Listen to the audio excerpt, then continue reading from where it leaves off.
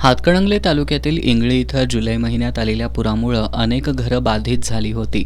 या पुरामुळं पिकांचंही मोठ्या प्रमाणात नुकसान झालं. प्रशासनाकडून पंचनामे झाले, मात्र काही पूरग्रस्तांच्या खात्यावर सानुग्रह अनुदान जमा झालं. मात्र अद्यापही काही पूरग्रस्त या सानुग्रह अनुदानापासून वंचित आहेत. हे अनुदान मिळावं यासाठी अनेकदा आंदोलनं झाली, मात्र अद्यापही कोणतीच कार्यवाही झाली नसल्यानं या पूरग्रस्तांनी आमरण उपोषणाचा इशारा दिला होता. मात्र याकडे दुर्लक्ष केल्यानं केशव पाटील यांच्यासह पूरग्रस्तांनी ग्रामपंचायत कार्यालयासमोर उपोषण सुरू केलं. ग्रामस्थांनी गाव बंद ठेवून या आंदोलनाला पाठिंबा दिला होता. दरम्यान शुक्रवारी प्रांताधिकारी मौसमी चौगुले यांनी उपोषणकर्त्यांना बैठकीसाठी बोलावलं होतं.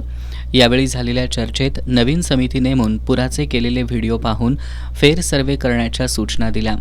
तसंच सर्वेचा अहवाल सोमवारपर्यंत देण्याची सूचना केली.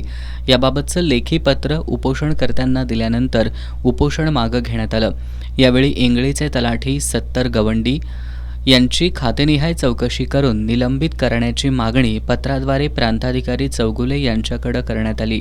याप्रसंगी केशव पाटील, आनंदा पाटील, अण्णासो येळवडे, रावसाहेब पाटील, अप्पासो बिरांजे, अमर चौगुले, शानूर नायकवडे, अप्पासो मोरे, विजय शिंदे, मधुकर भातमारे यांच्यासह ग्रामस्थ उपस्थित होते.